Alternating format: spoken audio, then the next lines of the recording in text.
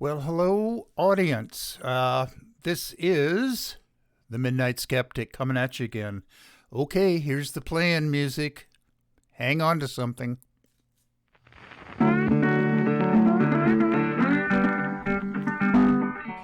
You are listening to KPCA LP, Petaluma, California, at 103.3 FM and worldwide at www.kpca.fm. And this is the Midnight Skeptic. The views of the Midnight Skeptic are not, repeat, not necessarily the views of KPCA or any of its affiliates.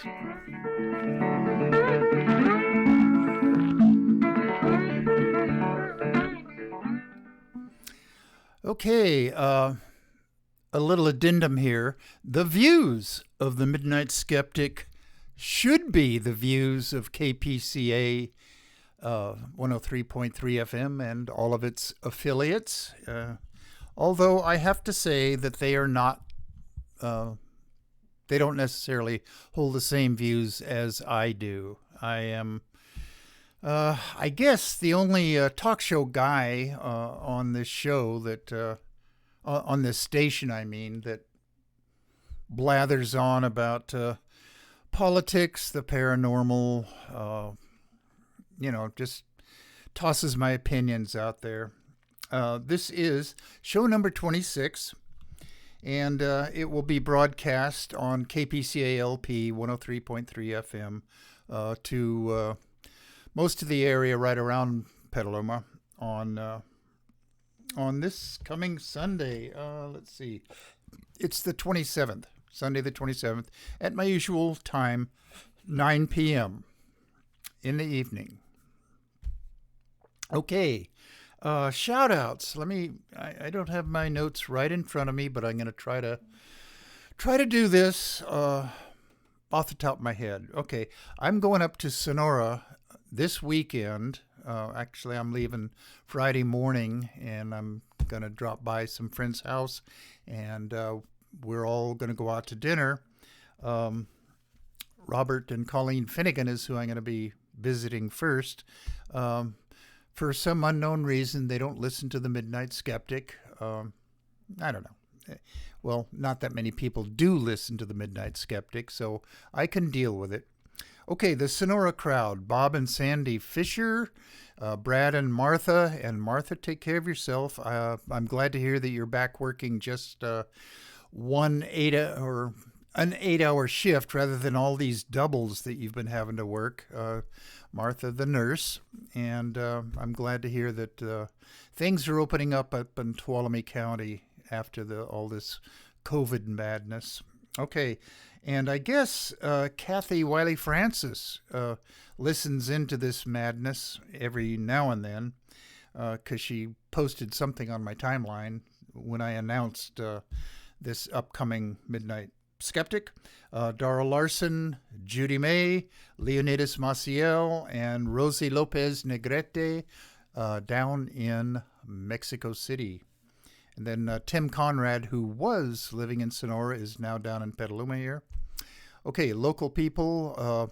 Mickey Huff is no longer local, the godfather of Project Censored. He and his lovely wife have moved up to the Sacramento area. I can't remember the town that he's going to, but he's going to still be on the faculty at Diablo Valley College as a history professor. And I guess the length of his commute from wherever it is in Sacramento down to Diablo Valley College is about the same as from Petaluma over to Pleasant Hill, where Diablo Valley College is. Okay, the East Coast people, Geraldine Goldfinger, Herr Doctor, David Rubin and his wife Vicky, and Nelson and Alice Lydell down in Sarasota, Florida, and Karina Hilliard down in Arizona, Patagonia, Arizona. She's my favorite snake removal technician. My brother Brandon in Santan Valley, and my niece Andrea, who is also a nurse down at some hospital near Santan Valley. Take care of yourself down there. Again, in Sacramento, Dave and Rosie Takach, that's a Hungarian name, by the way. Kathy Clark in Stockton, and Chanda Cabrera enjoyed going up to the wedding of her younger daughter 2 weeks ago. And let's see, down in the LA area, Jackie Kolar, Melanie Kolar, if you guys are listening, hello. Let's see. That's about all I can do off the top of my head. Oh, Tim Munnicky over in Fairfield, if you're listening, hello. Okay. Again, let me say that the Midnight Skeptic, meaning me, I really hate being negative all the time and dwelling on bad news, although there's plenty of that to go around lately. So I am really going to try to start leading off every show with some tidbits of good news. There's a lot of different things going on in the world today that I want to talk about. And so I'm going to start off with some good news. Okay, we've already celebrated this back on Saturday. Yeah, that was Saturday, which was Juneteenth. And that is now an official federal holiday. And it's June 19th. That's this year. It was one day before Father's Day, which was on Sunday. And my audio technician and I, and my son, went up to Eureka on a mini vacation for Father's Day weekend. And we had a great time. Now it's a national holiday, and Republicans in the legislature can say, well, look at everything we've done for the blacks. Okay. I hope they don't get away with that, because they've done plenty of things that do not help the blacks. Okay, now speaking of the Sonora crowd, your congressperson, Tom McClintock, was one of the 14 Republicans that voted against making Juneteenth a national federal holiday. So, you know, in November of 2022, when the election rolls around, do us all a favor and vote that DICK head out of office. He's been in there too long, and he's just a contrarian Republican. And, you know, the government will function very well if he's not there. And he's a part of those 14 ultra-conservative Republicans, these old white guys that just are sticks in the mud and at least semi-racists. Okay. Another bit of good news. The Supreme Court ruled in favor of cheerleader Brandy Levy. And it was a free speech issue. She was suspended off the cheerleading squad for posting a Snapchat message. And in that Snapchat message, which was not done on school property, by the way, or in school at all, she dropped a number of F-bombs and generally was upset about life, school, the softball team, cheerleading, just all of the stuff. She was expressing her frustration about the status quo at her school, which was a school district back in Pennsylvania. Anyway, I guess one of the administrators of the school district who goes on Snapchat to check on kids' messages, objected to this missive, and word came down to the principal of the school, and she was booted off the cheerleader squad. Anyway, she brought a lawsuit, and she was a freshman when she did this, 14 years old, and a year went by, and I think she got back onto the cheerleading squad in her later years in high school. But the suit didn't go away. The ACLU took up her cause, and finally, it got up to the Supreme Court, and lo and behold, she won, or the ACLU won, on an 8-1 decision. And so the ruling is that school personnel, the suits that run schools, cannot police speech of students outside of school. So, schools can't monitor their speech 24/7. That's essentially what it came down to. When she's in school, that's another story. But she was out of school when she posted this Snapchat message. So, good for students' rights, free speech rights, and a good ruling by the Supreme Court. Okay, another bit of good news. The Supreme Court ruled in favor of the Patient Protection and Affordable Care Act, better known as Obamacare, that the idiot Republicans have been trying to get rid of for ever since it was passed back in 2010. And I honestly believe, and this is my opinion, but other progressives agree with me, that calling it or nicknaming it Obamacare meant that Republicans in government will stop at nothing to try to get rid of it. And this is their third major attempt, and it was a lawsuit brought by a coalition of right-wing attorneys general from various Republican-controlled states. And, finally it got up to the Supreme Court, and it was tossed out. And let's see, Supreme Court ruled in favor of ACA. The court dismissed the suit brought by Republican attorneys general, and it was led by the Texas Attorney General, Paxton, who himself is under indictment for a number of corruption and various other misdeeds. And the ruling was actually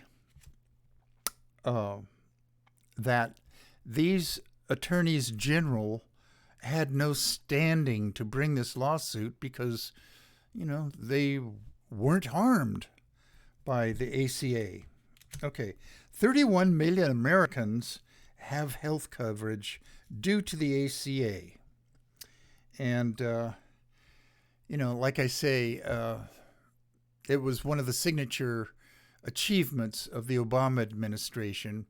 And in 2008, when he got elected, he had really only 2 years to get as many of his programs passed as possible, because in 2010, remember the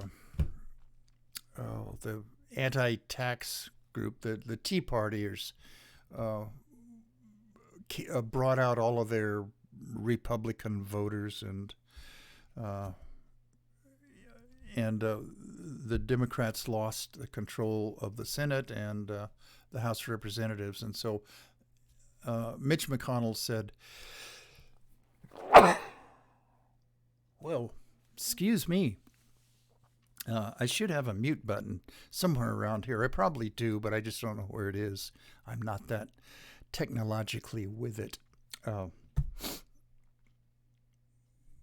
Obama and not having control of the Senate and House of Representatives means that, just like Mitch McConnell promised, their sole goal was to make Barack Obama a one-term president. Well, they failed in that, but then nothing really that was good for this country got done.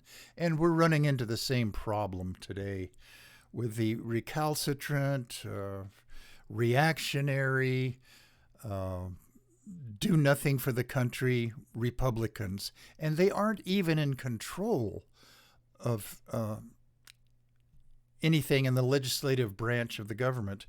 It's just that the Senate is 50-50, and they utilize the filibuster to stop progress on every bill that's introduced by Democrats and endorsed by President Biden, to try to get something useful done for this country, like the infrastructure bill and the voting rights amendment,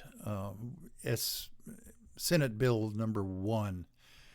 And then Senate Bill number 4, that's coming up, and it probably won't get passed because, Republicans just don't want to let people of color, blacks and Mexicans and whoever else in the electorate tend to lean toward Democratic voting. They want to put a stop to that right away. Okay, little bit of bad news. It's mixed. This is mixed news, not entirely bad. Okay, the Supreme Court in the case Philadelphia versus Fulton. Okay. In Philadelphia, there are adoption agencies, some run by religious organizations, some run by governmental adoption agencies, and they attempt to place abandoned kids, homeless kids, kids who no longer have their mom and dad available for whatever reason, put up for adoption. Well, one of these agencies, Catholic Social Services, refused to place a child with same-sex couples. Okay, that brought a lawsuit. The City of Philadelphia versus Catholic Social Services, CSS. And I have a little bit of stuff I want to read about that. Okay. And this was a narrow ruling. I think it was 6-4, something like that. Today, the Supreme Court issued a narrow ruling that one taxpayer-funded religious agency in Philadelphia has a right to renew its contract to provide foster care services to the city, despite its unwillingness to comply with the city's non-discrimination requirements. Okay, that's one thing that Catholics cannot abide, is non-discrimination requirements.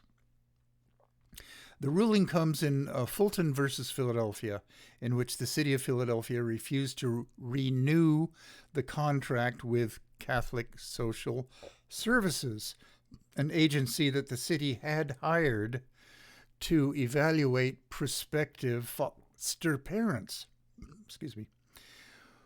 When the city discovered that CSS was unwilling to approve same-sex couples in violation of the city's non-discrimination requirements, CSS then sued, arguing that it had a constitutional right to change the terms of its contract with the city because of CSS's religious objections to complying with the city's non-discrimination rule. CSS argued that Philadelphia's decision not to renew CSS's contract was unconstitutional because the city didn't enforce its non-discrimination rule uniformly, but instead had the discretion to allow individual exemptions that it refused to extend to CSS. Okay, I'm not going to read this whole article here, but the Supreme Court ruled for the CSS, but on the ground that Philadelphia's policy was not even-handed. It didn't make the decision on the right to discriminate ground. Okay.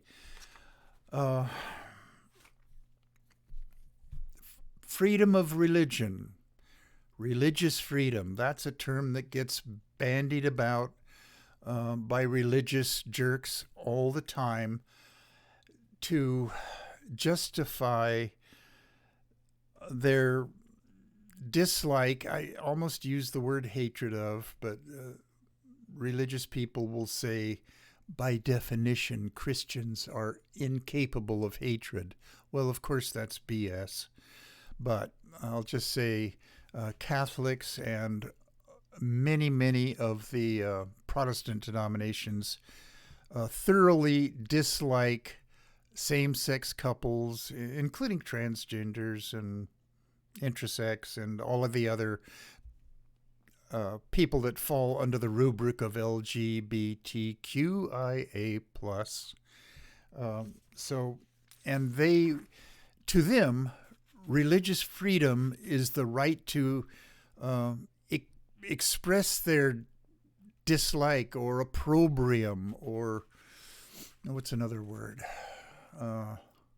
Animus towards LGBTQ people because of sincerely held religious beliefs. Well, as long as it's sincere, that makes up for a lot. Okay. The Fulton ruling is therefore somewhat akin to the Supreme Court's 2018 ruling in Masterpiece Cake Shop versus Colorado Civil Rights Commission, in which a bakery, the buildings and businesses can't speak. It was the owner of this bakery, claimed a right to refuse to sell a cake to a same-sex couple for their wedding. It made all the papers, so I'm sure that most of my listeners, most of my thousands and thousands of listeners remember that case, and I've talked about it on past shows. In Masterpiece, as in Fulton, the court issued a narrow opinion that avoided the right to discriminate issue and instead ruled that the government agency involved in Masterpiece, it was the Colorado Civil Rights Commission, had made anti-religious comments at an early hearing in the case. That violated the Constitution and meant that the Commission's judgment against the bakery had to be overturned.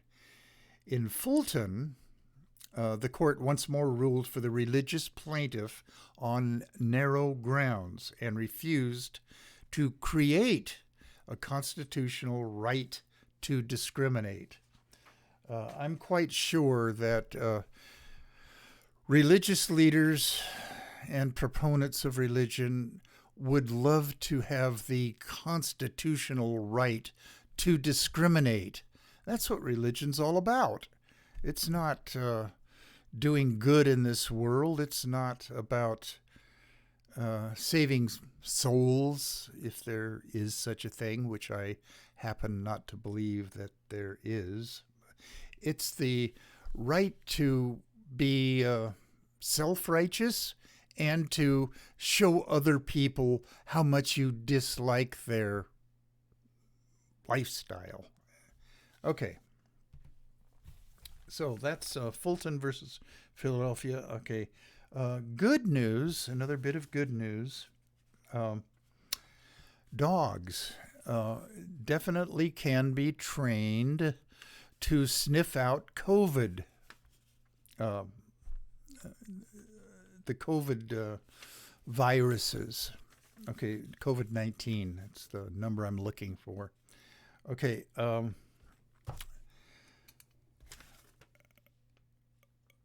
okay, Ted Lieu of California, Democrat, of course. They're the only ones who introduce worthwhile bills.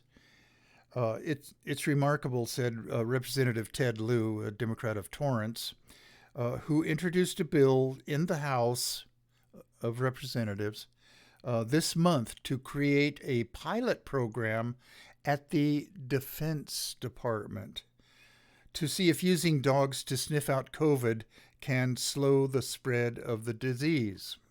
Okay. Dogs have been shown to be able to sniff out COVID-19 with 92.5% accuracy in a milliliter of urine. Almost everything, every material thing, living or non-living, or even some kinds of dirt and rocks, give off volatile organic compounds in its unique signatures. And volatile just means airborne. And organic compounds are what your nasal receptors detect. Okay, like I say, pretty much everything gives off to some degree these volatile organic compounds. And humans in our noses have 5 million, give or take one or two, 5 million smell receptors. Okay, we're way, way below that of dogs, which have 300 million smell receptors in their noses, and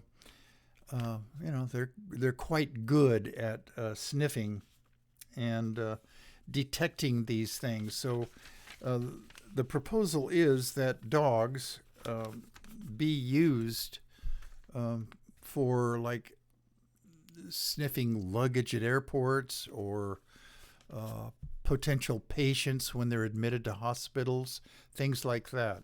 There have been enough of these studies, clinical studies with dogs sniffing COVID, that we know now that it works. Dogs can do this. So let's use them. Okay. That was a bit of good news.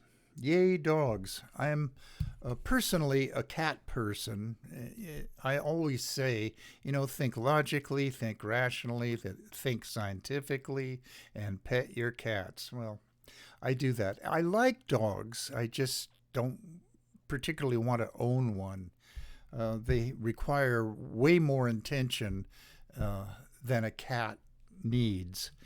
And in fact, if you're a cat owner, you have to get used to putting up with a little bit of rejection, because cats don't always come when you would like to have one sitting in your lap to pet while you're watching TV or something.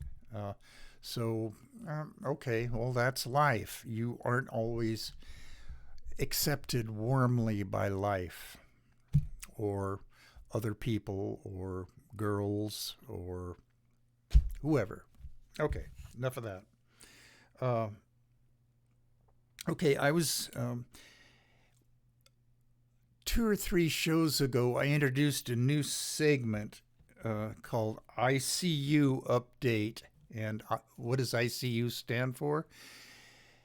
Ignorant Creeps Update.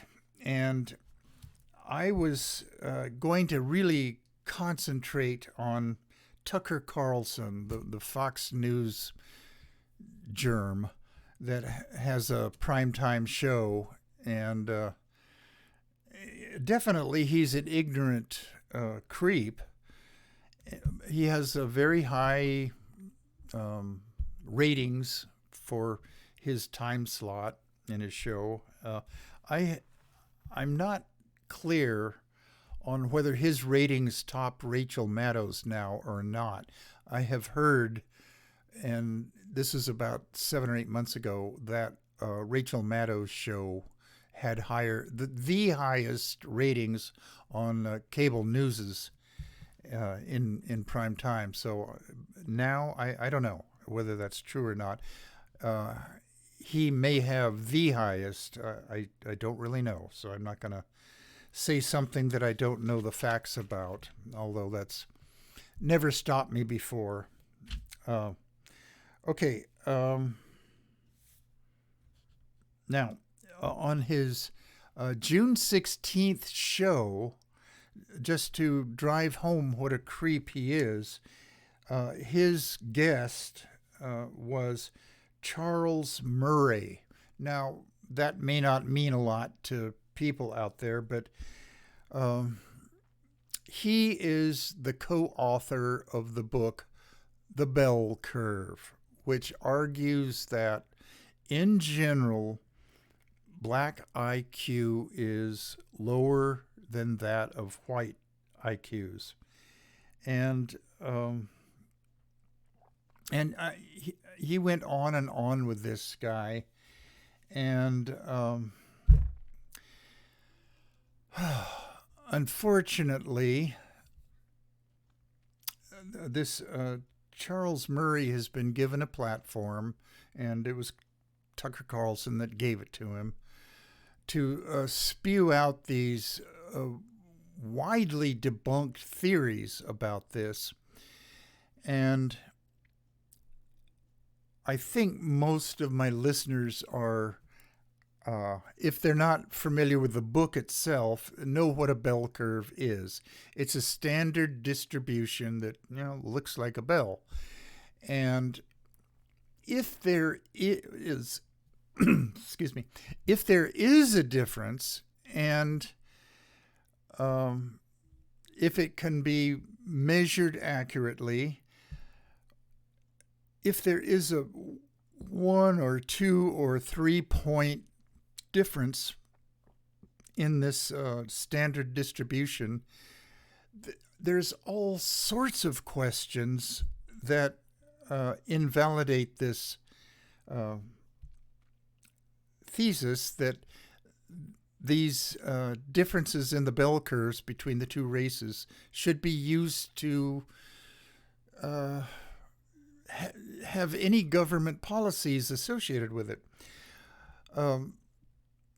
First of all, what are blacks and what are whites? There is such a mixture nowadays that the very concept of race should be called into question.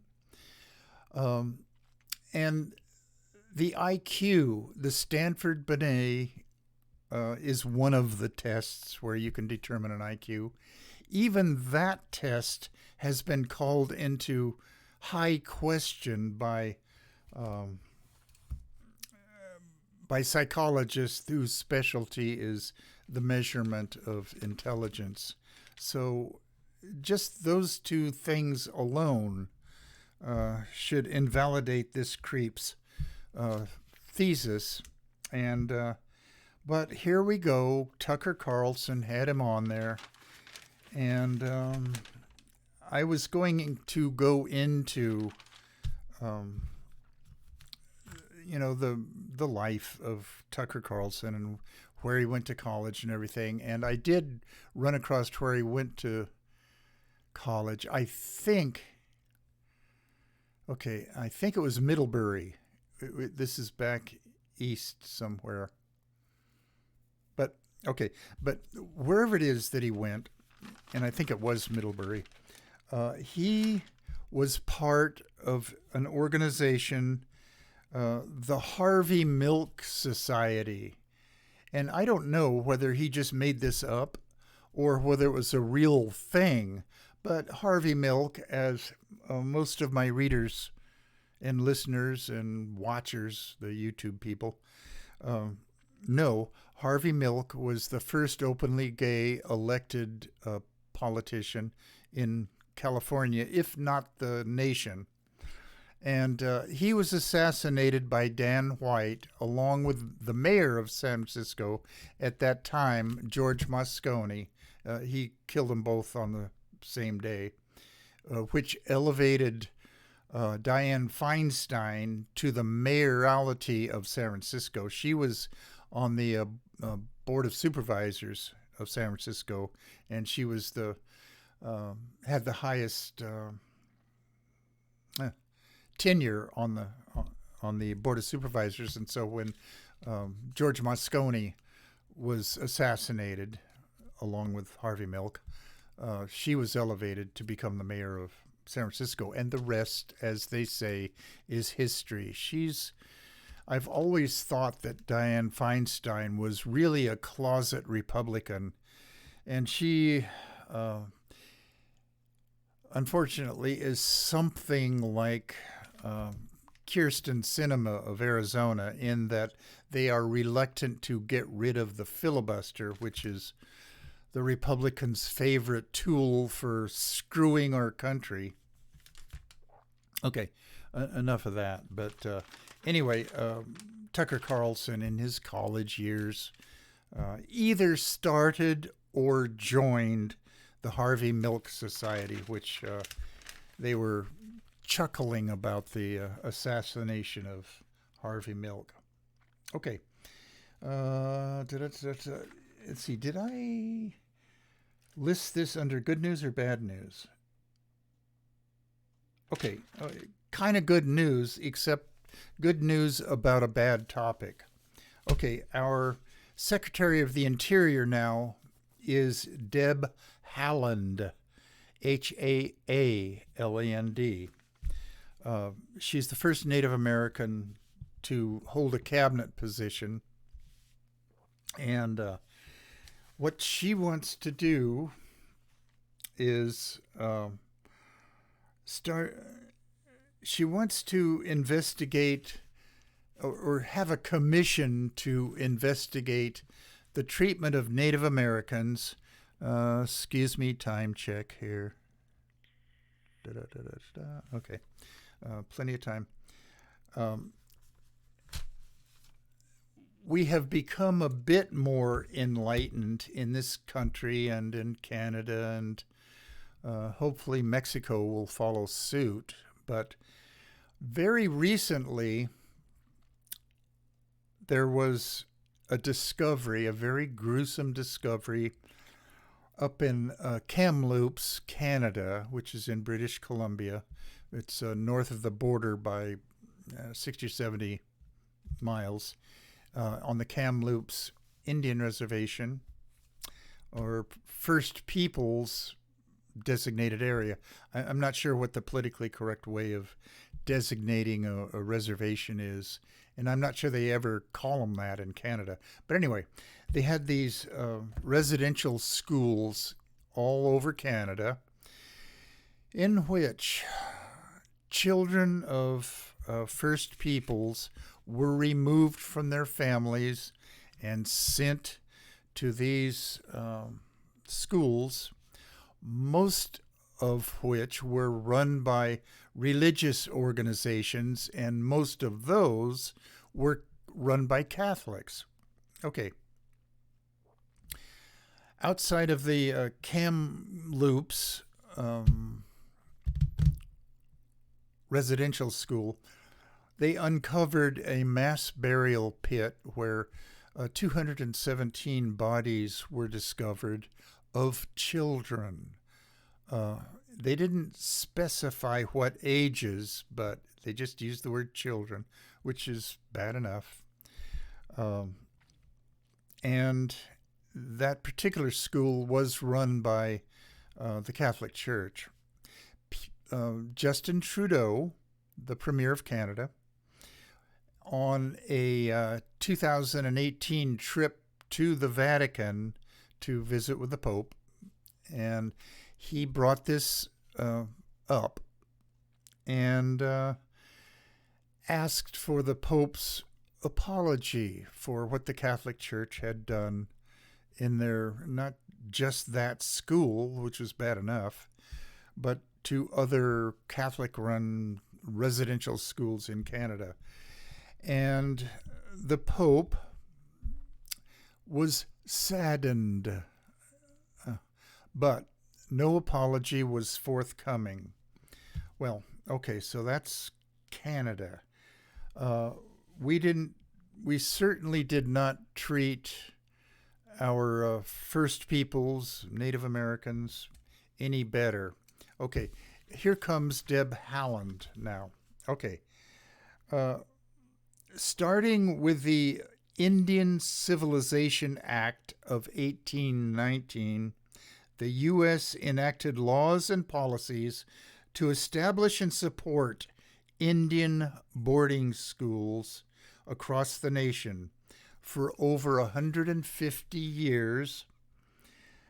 Indigenous children were taken from their communities and forced into boarding schools that focused on assimilation. Okay, assimilation, that's too good of a word to put on this.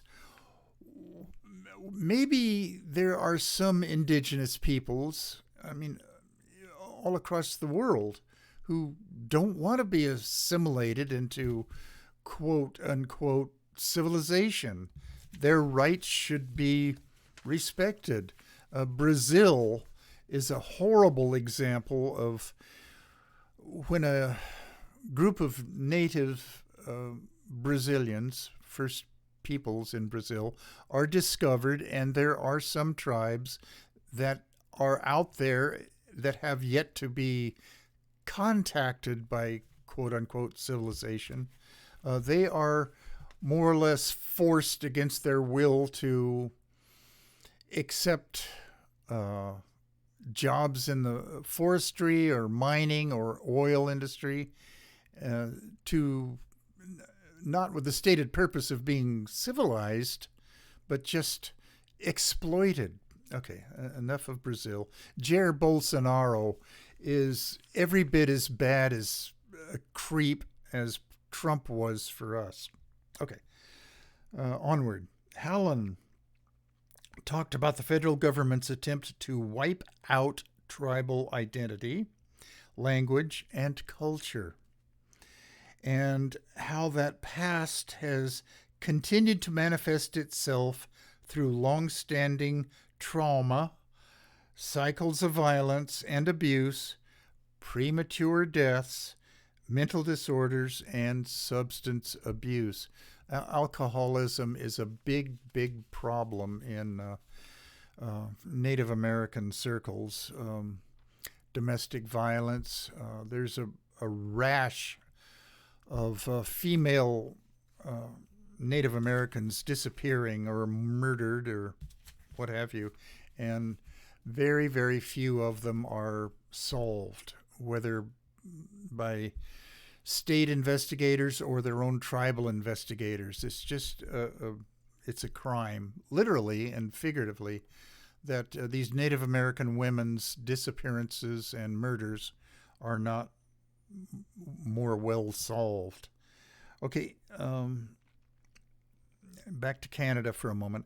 In Canada, more than 150,000 First Nations children were required to attend state-funded Christian schools as part of a program to assimilate. There's that word again. Into society. They were forced to convert to Christianity. Well, they were doing it for God's benefit. And were not allowed to speak their own languages. Many were beaten and verbally abused, and up to 6,000 are said to have died. This is across Canada, I guess. And we all know that when Catholics get to run a thing like a school or whatever, sexual abuse is going to run rampant.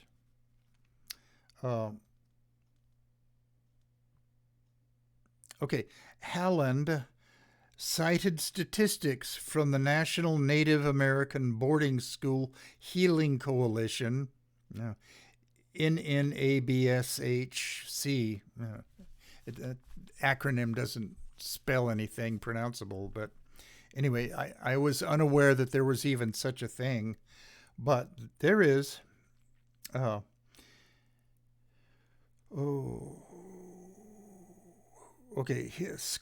Boarding School Healing Coalition, which reported that by 1926, more than 80% of indigenous school-aged children were attending boarding schools that were run either by the federal government or religious organizations. Okay, most of them religious organizations, a few of them by the government. Why were religious organizations selected to run these places? They, through church propaganda, convinced the public in general that religious organizations are upstanding and moral and benevolent organizations. Well, they're not. And that's my opinion. And I've said on this show many times before what my opinion of religion is. And I have no use for it personally, but it's my belief that religion has been a detriment to humanity rather than a benefit to humanity, especially when it comes to women. Misogyny and religion go hand in hand. They go hand in hand. Okay.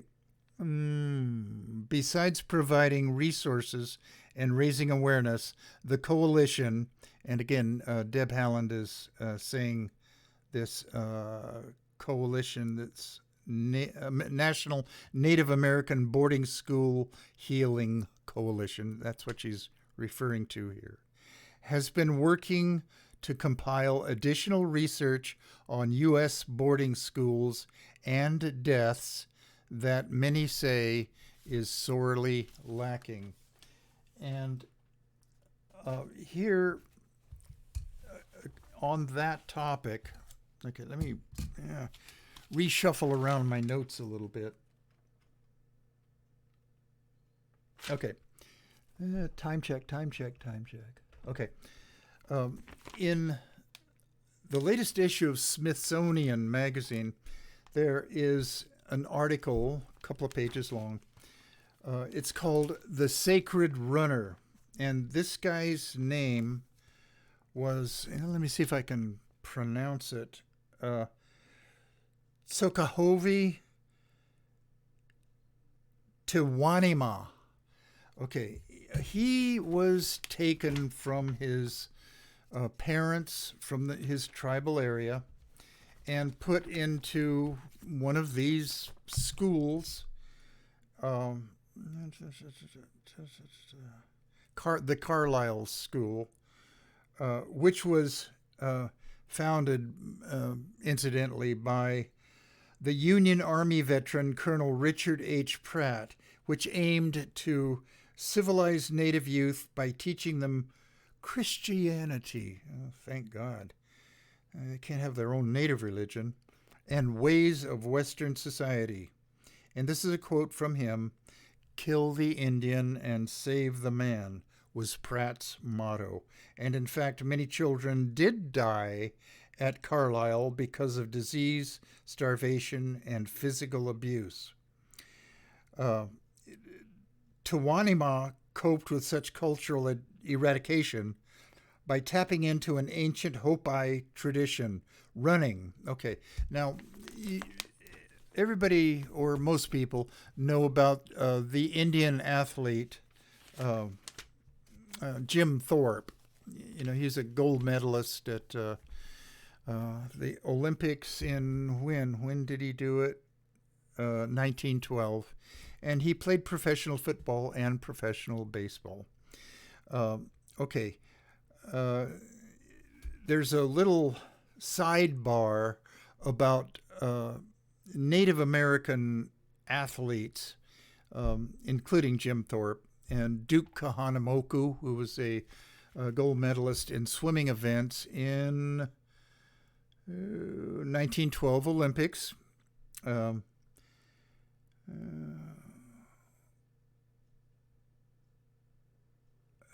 geez. Okay, well, anyway, this Indian that the article is about got gold medals in July 1908. He was pictured running. Oh, God. Oh, geez. It was a 1912.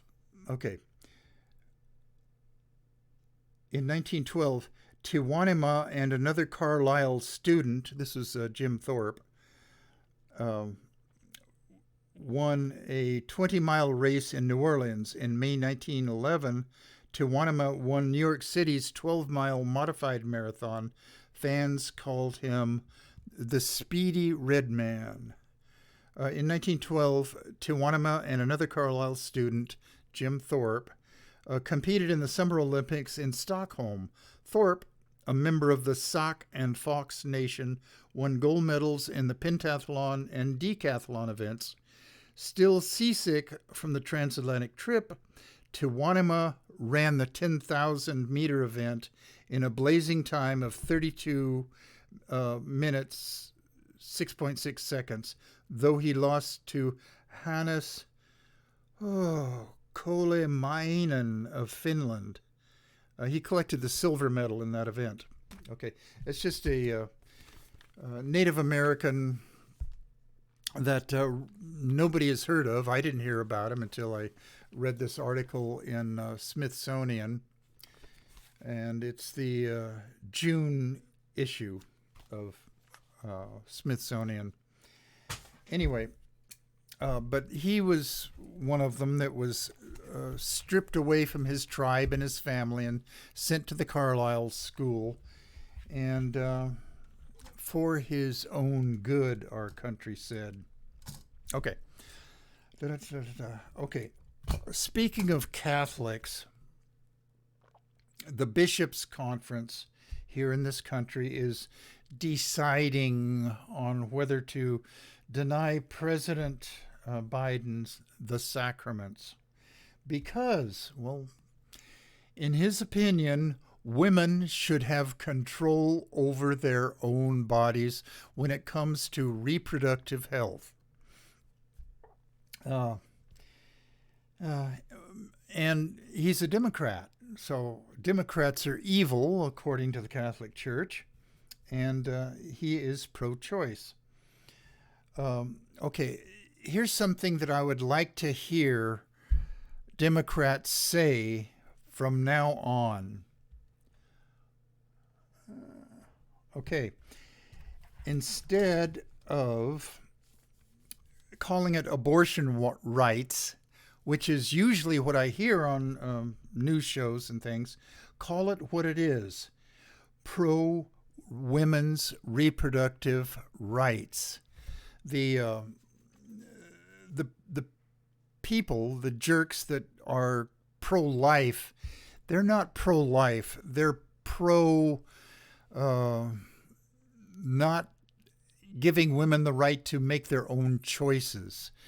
If they were pro-life, which most pro-life people are Republicans, if they were really pro-life, they would be in favor of ending childhood poverty. Well, they aren't. Okay. Okay. How much time do I have left? Okay. Not too much. Okay. I don't know whether to laugh or cry about this, but only 52% of middle school science teachers view evolution as settled science. 70% of high school biology teachers agree that evolution is settled science. Well, what do these other 30% think? I have suspicions that the creationists, the religious fundamentalists, are sending some of their members to college to study biology and become high school teachers so that they can sneak the intelligent design theory into our classrooms. I don't know this for sure, but that's my suspicion. 70% of high school biology teachers agree that evolution is settled science. 21% of middle school teachers avoid the topic. 12% of high school biology teachers avoid the topic. And these statistics were compiled by NCSE. Okay, what is that? National Center for Science Education. And they're a very good organization. They're over here in Berkeley, and a very, very nice, lovely lady, Eugenie Scott, was the founder of it, along with some others of her science-minded friends.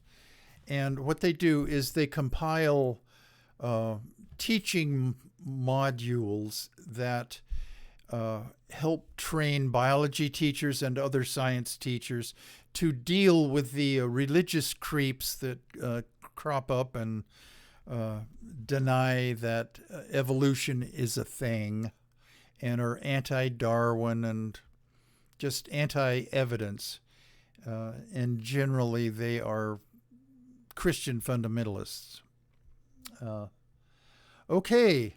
That's about it. Okay, I've got to play my play-out music and get off here and go enjoy life.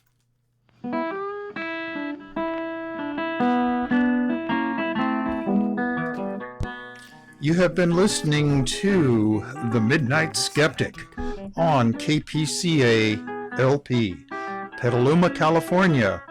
And we're at 103.3 on the FM dial and worldwide at www.kpca.fm. Support community radio at patreon.com/Petaluma Community Access. And remember, think critically, think logically, but live joyously, and most importantly, pet your cats.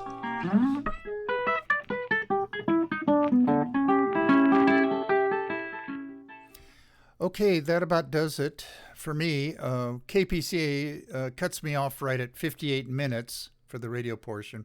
I'm still going on YouTube here. Listen, if you people want to donate to a really worthy cause, other than PCA here in Petaluma, the Trevor Project, which gives comfort and assistance to the LGBTQ youth. Suicide is a horrible problem in that community, especially the younger generations. And they're a very worthy organization. So if you do have a few bucks laying around, please consider giving to the Trevor Project. Google them if you want to know how to give whatever you can give. Okay, that about does it for another Midnight Skeptic.